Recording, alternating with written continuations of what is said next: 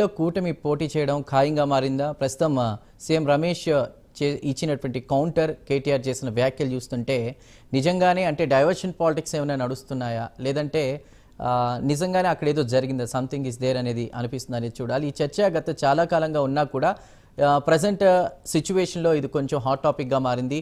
అయితే సీఎం రమేష్ కామెంట్స్తో ప్రస్తుతం ఇది మరోసారి హాట్ టాపిక్గా మారింది.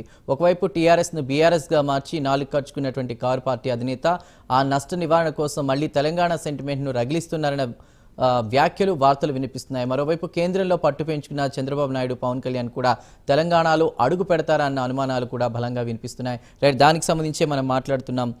మనకి ఇప్పుడు అహ్మద్ గారు ఇందాక మీరు ఏదో చెప్పబోయారు, చెప్పండి. ఎస్, దీనికి సంబంధించి ఈడీ, సిబిఐ కూడా దీనిలో నేను మళ్ళీ ఆధారాలు అవి కూడా ఇస్తానంటూ కూడా సీఎం రమేష్ కొన్ని కీలక వ్యాఖ్యలు చేశారు. ఏం ఆధారాలు ఉన్నాయి మీ దగ్గర, ఏమైనా ఇన్ఫర్మేషన్ ఉందా?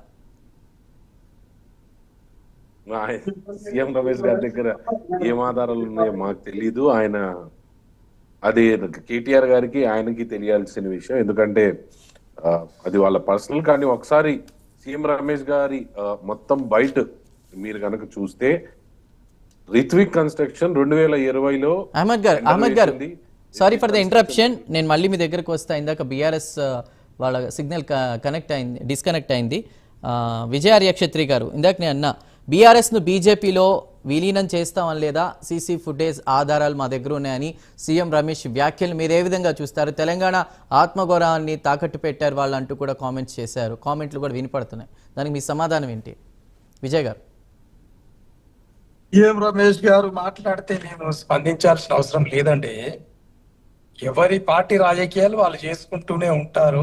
అంటే కేటీఆర్ గెలవడానికి కూడా కారణం నేనే, అది మర్చిపోయారా అంటూ కూడా ఆయన క్వశ్చన్ చేస్తున్నారు కేటీఆర్ ని. అవునండి, సీఎం రమేష్ గారు అవసరమా అండి కేటీఆర్ గెలవడానికి? ఇది హాస్యాస్పదం కాకపోతే ఇది చెప్పండి. ఇప్పుడు ఆయన వ్యాఖ్యానం సరి అయింది కాదు. అయితే ఇప్పుడు ఆయన ముందు తెలుగుదేశం, తర్వాత భారతీయ జనతా పార్టీ, ఆనాడు ఎంపీ, ఈనాడు ఎంపీ. ఆయన ఒక వ్యాపారవేత్త, అందరికి తెలుసు. కాబట్టి ఏ ప్రభుత్వం ఉన్నా కూడా ఆయనకు సంబంధించినటువంటి ఏదైతే కంపెనీ ఉంటుందో ఖచ్చితంగా బిడ్డింగ్ వాడుతుంది, అవి వ్యాపారాలు చేస్తూనే ఉంటారు. అది మీకు తెలియంది కాదు, సమాజానికి కూడా అందరికి తెలుసు. అయితే ఏ విధంగా ఆయన ఇంటర్ఫియరెన్స్ ఎందుకోసం జరిగింది అనడానికి ఒక క్లారిటీ ఉండనే ఉన్నది. ఈరోజు బీఆర్ఎస్ పార్టీ అనేది ఆనాడైనా ఈనాడైనా ఎప్పుడైనా కూడా, ఈరోజు ఎగ్జాంపుల్ మీకు చెప్తా. తెలుగుదేశం పార్టీ అస్తిత్వం ఏందండి? తెలుగు జాతి, తెలుగుదేశం అంటే మన తెలుగు రెండు రాష్ట్రాలు, మరి తెలుగు ప్రజల అభ్యున్నతి కోసం అనే ఒక సెంటిమెంట్ తోటే ఆ పార్టీ బతుకుతున్నమాట. వాస్తవం, తప్పేముంది దాంట్లో. అట్లనే ఈ టిఆర్ఎస్ పార్టీ కూడా ఖచ్చితంగా పార్టీ ఉన్నన్ని నాళ్ళు, రాజకీయాలు ఉన్నన్ని నాళ్ళు ఖచ్చితంగా కూడా మరి తెలంగాణ సెంటిమెంట్ ఉండనే ఉంటుంది. అది ఎక్కడ పోతుందండి? కేసీఆర్ గారికి ప్రజాదరణ ఆనాడు పోలే, ఏనాడు పోలే. గెలుపు ఓటములు అనేటి సహజం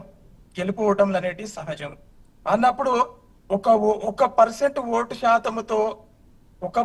ఓటు శాతంతో గెలిచినంత మాత్రాన రాజ్యాంగబద్ధ గెలిపేనేమో. కానీ ఆనాడు ఏదో కొద్ది మంది మా ఎమ్మెల్యేల పనితనాన్ని వ్యతిరేకిస్తూ ప్రజలు కొద్దిగా మరి ఇతర పార్టీ నాయకులను ఆహ్వానించడం వల్ల ఆ ఓటమి జరిగిందే కానీ కేసీఆర్ గారి మీద కానీ టిఆర్ఎస్ పార్టీ, బీఆర్ఎస్ పార్టీ మీద కానీ ఆదరణ తగ్గి కాదండి. అది పొరపాటు. ఎందుకంటే ఎప్పుడైతే తెలంగాణ ఉద్యమం 13-14 సంవత్సరాలు చేసిన పోరాట పటిమను ప్రజలు ఎప్పుడైనా గుండెల్లో దాచుకుంటారు. రెండవది, తెలంగాణ రాష్ట్రం వచ్చిన తర్వాత 10 సంవత్సరాలు అత్యంత కఠినంగా ఒక నిష్ఠతో, నిబద్ధతతో తెలంగాణ రాష్ట్రాన్ని అంచెలంచెలుగా ప్రణాళికబద్ధంగా అభివృద్ధి చేయడం జరిగింది. ఇక రెండవది, మొన్న రజతోత్సవ సభలు మీరే చూసిండ్రు. రజతోత్సవ సభలో ప్రజాదరణ తగ్గిందా ఎక్కిందా అనేది యావత్ ప్రపంచం చూసింది, భారతదేశం చూసి అన్ని పార్టీలు చూసినాయి. ఆ ప్రజాదరణ ఇంకా తగ్గలేదు అనే ఏకైక కోణంలోనే, డైవర్షన్ పాలిటిక్స్ లోనే ఈ కూటమి అలా కొత్తది కాదు కదా. భారతీయ జనతా పార్టీ, తెలుగుదేశం పార్టీ, జనసేన కూటమి అనేది కొత్తది ఏం కాదు, మొన్న అయింది. ఆ కూటమి ఎప్పుడు పనిచేస్తూనే ఉంటది. అంటే ఆనాడైనా ఈనాడైనా ఇటు కాంగ్రెస్, మరి అలాగే ఇక్కడ బీజేపీ అలయన్స్ కూటమి అంటే ఏవైతే ఉన్నాయో కూటమి ఇక్కడ పోటీ వాటికి చేస్తే సర్వసమానంగా బీఆర్ఎస్ గెలవడం కష్టమే, అందుకు భయపడే కేటీఆర్ ఇలాంటి వ్యాఖ్యలు చేస్తున్నారన్న వార్తలు వస్తున్న నేపథ్యంలో ఏమంటారు మీరు? టిఆర్ఎస్ గెలుస్తుందా ఓడుతుందా అనేది రమేష్ గారు చెప్తేనో, లేకపోతే రేవంత్ రెడ్డి గారు చెప్తేనో, లేదు మోదీ గారు చెప్తేనో, రాహుల్ గాంధీ గారు చెప్తేనో కాదు కదండి. ప్రజలు కదా చెప్పేది. ఎగ్జాంపుల్ మీకే చెప్తా. ఈ రోజు అసెంబ్లీ ఎన్నికల్లో 2023లో మేము ఓడిపోయినాం. పార్లమెంట్ ఎన్నికలలో ఎట్లా ఓడిపోయినాము అనేది ప్రజలకు అర్థమైంది, అందరికి అర్థమైంది. ప్రజలకు అర్థం, మాకు అర్థమైంది, అందరికి అర్థమైంది. రేపు పొద్దుగాల వచ్చే ఎన్నికలలో ఖచ్చితంగా భారతీయ జనతా పార్టీ, కాంగ్రెస్ పార్టీ మరి ఈ రెండు కూటములు గెలుస్తాయని వాళ్ళు బల్లగుద్ది చెప్పగలరా? అంటే ప్రజలు అనే వాళ్ళు ఆయా సందర్భాలలో తీసుకునే ఆ సమయపు నిర్ణయం మేరకు ఆ ఎన్నికలు గెలుపుకోవడం జరుగుతాయి. కానీ మరి 100 ఏళ్ళ పైచిలకు ఉన్నటువంటి కాంగ్రెస్ చచ్చిపోలే, 40 ఏళ్ళ పైచిలకు ఉన్న చరిత్ర ఉన్న తెలుగుదేశం చచ్చిపోలే, ఈ రోజు మాది 25 సంవత్సరాలు ఉన్న పార్టీ చచ్చిపోదు. కానీ చంపాలని కోరికతోటి ప్రగల్భాలు ఏది డైవర్షన్ పాలిటిక్స్ లో భాగంగా వాళ్ళు చేస్తున్నటువంటి కుట్రలు కుతంత్రాలు మీరు చూస్తూనే ఉన్నారు. అవి పారవు. ప్రజలకు ఈ రోజు మొన్న రజతోత్సవ సభలతోటే మరి ఈ భారతీయ జనతా పార్టీ కూటమి అలాగే కాంగ్రెస్ పార్టీ కూటమికి చెల్లు చీటి జరిగింది. ఇక వచ్చేదంతా మళ్ళా ఈ తెలంగాణ రాష్ట్ర విజయ్ గారు కంటెంట్ ఉన్న మోదీకి పోటీగా వెళ్ళి పార్టీ నేమ్ మార్చారు, ఇక్కడ తెలంగాణ ప్రజల్ని విస్మరించారు. బీఆర్ఎస్ అంటూ కూడా దేశంలోనే పార్టీ స్థాపించే స్థాయికి పోటీ చేయడానికి వెళ్ళారు. అంతా వాళ్ళకి కెపాసిటీ లేకపోయినప్పటికీ కంటెంట్ ఉన్నా కూడా అక్కడ మహామేధావులు వాళ్ళు ఉన్నారు, వాళ్ళని ఎదుర్కొనేటువంటి సత్తా లేకపోయినా ముందుకు వెళ్ళారు. అందుకే అదొక ఓటమికి కారణమైంది. అదేవిధంగా ఇందాక సీఎం రమేష్ గారు చేసినటువంటి ఇంకో ఆరోపణ ఏంటంటే, ఫైల్ తీసుకుని కేటీఆర్ మా ఇంటికి వచ్చారు, సీసీ ఫుటేజ్ ఆధారాలు ఉన్నాయి, ఈడీ సిబిఐ రాకుండా కవితను వదిలేస్తే కనుక జైల్లో నుంచి బీఆర్ఎస్ దేనికైనా సిద్ధం అని తెలంగాణ ఆత్మగౌరవాన్ని తాకట్టు పెట్టడానికి సిద్ధమయ్యారు. అవినీతి పార్టీతో బీజేపీ కలవదని మేము గట్టిగా చెప్పాం. పార్లమెంట్లో ఒక్క సీట్ కూడా లేని పార్టీతో ప్రజలు కూడా మోసం చేశారు, ప్రజల్ని మోసం చేశారు, ప్రజలు నమ్మేటువంటి పార్టీగా మీరు లేరు, మాకు అవసరం లేదంటూ కూడా వాళ్ళు చెప్పినట్టు వాళ్ళు చెప్తున్నారు. దానిపై మీ సమాధానం ఏంటి?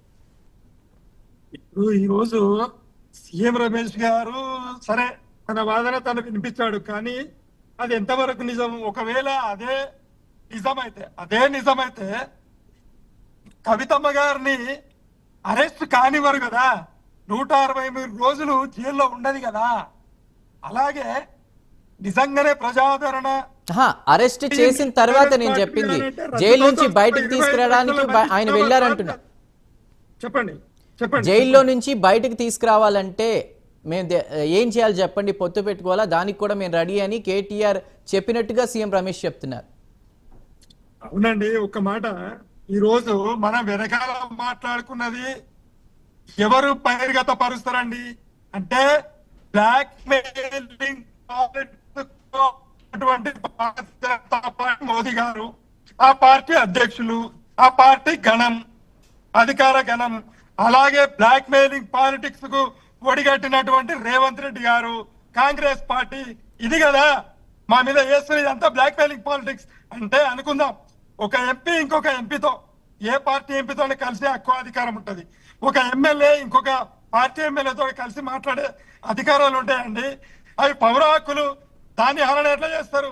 ఇక్కడ తెలంగాణ ఆత్మగౌరవాన్ని దెబ్బతీశారనడానికి ఎక్కడైనా ఉందా? అంటే ఊహాజనితంగా వీళ్ళు ప్రజలను వచ్చే లోకల్ బాడీ ఎన్నికలలో మభ్యపెట్టడానికి, అలాగే ఆ ఓట్లను దండుకోవడానికి ఈరోజు బీఆర్ఎస్ కేసీఆర్ గారి వైపు జనాదరణ పోయింది, జనాదరణ మళ్ళీ కేసీఆర్ వైపు అని వాళ్ళు భయపడి ఈ విధమైనటువంటి చర్యలకు పాల్పడతా ఉన్నారు, అబద్ధాలకు పాల్పడతా ఉన్నారు, అలాగే ఆరోపణలకు పాల్పడతా ఉన్నారు. ఇవి నిజం కాదు కదా. నిజమైతే చేయమని చెప్పండి, ధమ్కీలు ఇవ్వడం కాదు కదా, చేయమని చెప్పండి. ఆయన దగ్గర ఫుటేజ్ ఉంటే పెట్టమని చెప్పండి. ఎవరో తిన్నారు.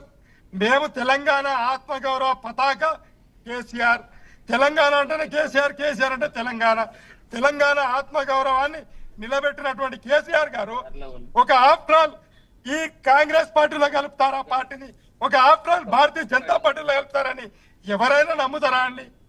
ఎంత నీచమైనటువంటి కుట్ర టిఆర్ఎస్ పార్టీ మీద ఈ మీడియాను అడ్డం పెట్టుకొని చర్చలు పనికి రాని చర్చలు పెట్టి ఈ విధంగా ప్రజల మనసులలోకి ఉన్నటువంటి అభిమానాన్ని తీసేయాలని చెప్పి ఈ తెలుగుదేశం పార్టీ చంద్రబాబు నాయుడు గారు, మోదీ గారు, అలాగే తెలుగుదేశం ముఖ్యమంత్రి కానీ కాంగ్రెస్ బట్టలు కప్పుకున్నటువంటి, కాంగ్రెస్ కండువ కప్పుకున్నటువంటి రేవంత్ రెడ్డి గారు తెలుగుదేశం ముఖ్యమంత్రి, కాంగ్రెస్ ముఖ్యమంత్రి కాదు. ఆయన ఒకే ఒక లక్ష్యం చంద్రబాబు నాయుడు గారిది, మోదీ గారిది, రేవంత్ రెడ్డి గారిది. ఇక్కడ కాంగ్రెస్ ను చంపాలి, అలాగే మరి బిఆర్ఎస్ పార్టీని చంపాలి. ఈ ఇరు పార్టీలు పోతేనే మేము మా సత్తా భారతీయ జనతా పార్టీ, అలాగే చంద్రబాబు నాయుడు గారు టీడీపీ పార్టీ తెలంగాణలో మళ్ళీ పునాదులు ఏర్పాటు చేసుకోవాలని చూస్తా ఉన్నారు. కాబట్టి ఈ కుట్రపూరితమైనటువంటి రైట్ విజయ్ గారు కేటీఆర్ స్పందించారు. రైట్ కొద్దిసేపటి క్రితం